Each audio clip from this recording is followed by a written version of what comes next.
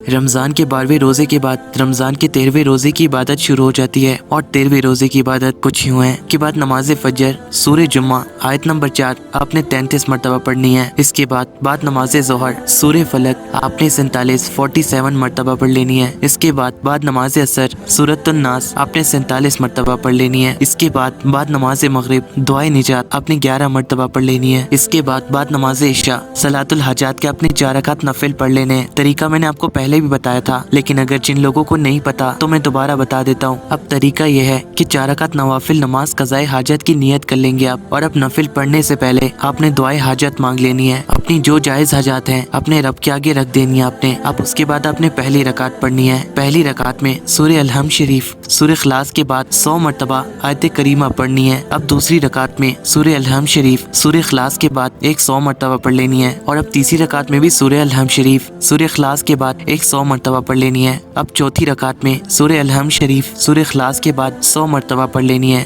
اب آپ بولو گے جو میں نے پڑھنے کے لیے بتایا ہے وہ سب میں نے ایک ہی بار بار ریپیٹ کیا ہے، لیکن نہیں، جو میں نے پڑھنے کے لیے بتایا ہے وہ ہر رکعت کی نسبت دونوں سے مختلف ہے، تو اس لیے میں نے بار ریپیٹ کیا ہے۔ اور ماہ رمضان کے 13ویں دن کا ثواب اللہ تعالیٰ آپ کو اس حالت میں دیتا ہے کہ اللہ تعالیٰ 13ویں دن اہل مکہ اور مدینہ کی عبادت کا ثواب آپ کے لیے لکھے گا، اور جتنی مقدار میں پتھر اور ریت مکہ مدینہ کے درمیان واقع ہے اتنی مقدار میں لوگوں کے لیے شفاعت کرنے کا حق آپ کو عطا فرمائے گا۔ تو کتنا بے نیاز، کتنا رحیم، کتنا کریم ہے وہ رب۔ اگر جب نوازنے پر آتا ہے تو آپ کے گناہ اور ثواب کو نہیں دیکھتا، آپ کو دے دیتا ہے، کیونکہ آپ نے اس کے مہینے میں اس کے لیے عبادت کی، اس کے لیے روزہ رکھا۔ تو آپ یہاں تک دیکھو کہ ایک دن کا ثواب آپ کو کتنا زیادہ دے رہا ہے، اور اگر آپ نے زندگی کے یہی طور طریقے اپنا لائف سٹائل اس کے حکم کے مطابق گزارنا شروع کر دیا تو اس کے بدلے وہ کیا کیا دے گا آپ سوچ کر تو دیکھیے۔ وہ بے نیاز ہے، آپ سب کی فریادیں پوری کرتا ہے، لیکن وہ آپ کو اچھے وقت پر عطا کرتا ہے۔ جزاک اللہ۔ رمضان کے 13ویں دن کی دعا کے ساتھ اختتام کرتے ہیں کہ اے اللہ، آج کے دن مجھ کو میل کچیل سے پاک و صاف رکھ، اس میں مجھے مقدر شدہ مشکلات پر صبر عطا فرما، اور آج اپنی مدد کے ساتھ مجھ کو پرہیزگاری اور نیکوکاروں کے ساتھ رہنے کی توفیق دے۔